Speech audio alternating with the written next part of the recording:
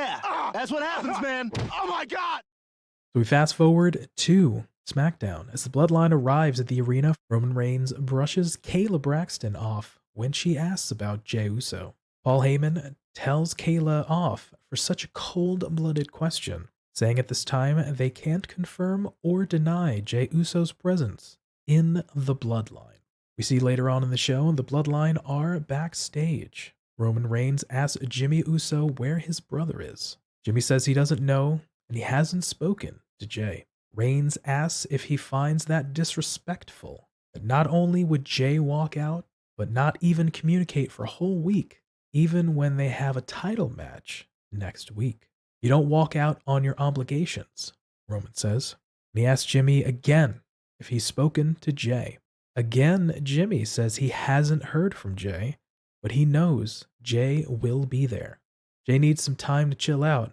That's not good enough for Reigns. He tells Jimmy and Solo to go find Jey now. Later on, we see Paul Heyman apologizes to Roman as he informs him that Jey Uso's phone goes straight to voicemail.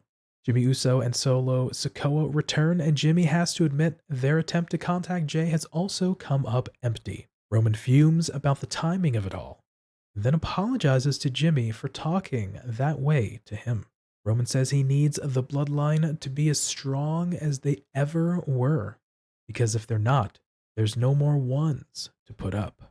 Reigns says Heyman ordered catering to the bus, sushi, steaks, a good dinner, and he tells Jimmy and Solo to go eat while he takes care of business in the ring. Roman Reigns makes his entrance flanked by Paul Heyman. They get in the ring and Heyman hands Reigns a microphone. Roman demands Greenville to acknowledge him, says he'd rather talk about Cody Rhodes, the #1 contender and Royal Rumble winner who actually deserves his attention.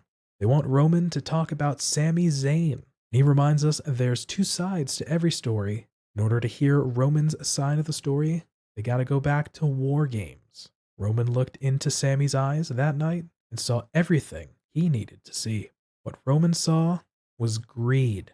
Roman gave Sami a chance, and all he did was use the Bloodline and use the island of relevancy. Nobody ever wants to give back. Suddenly, Roman is attacked from behind by a person in a hoodie. We see Sami Zayn attack from out of nowhere, takes off his hoodie to reveal an edited Sami Uso shirt with Zayn taped over the Uso portion. Reigns recovers and takes Sami out, calling Heyman to bring him a chair, but Sami wipes him out with a spear before Roman can use it. Zayn grabs the chair and goes to wail on Roman, but Roman rolls away to the floor.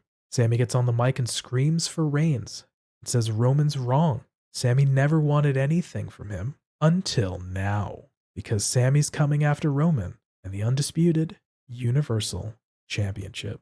Jimmy Uso and Solo Sikoa jump the barricade and attack Sami in the ring. Samoan Spike from Solo. Sikoa charges in, but Roman stops Solo. Reigns approaches Sami, says he wants something from him, pulls the chair off as a thunderous "We want Jey" chant comes down. Roman yells at Zayn for breaking his bloodline, says Roman's gonna give Sami what he wants. But Roman wants Sami in Montreal at Elimination Chamber so he can break him in front of all his family and friends. He continues jawing at Sami, telling him this is the simple reality for holding his titles up.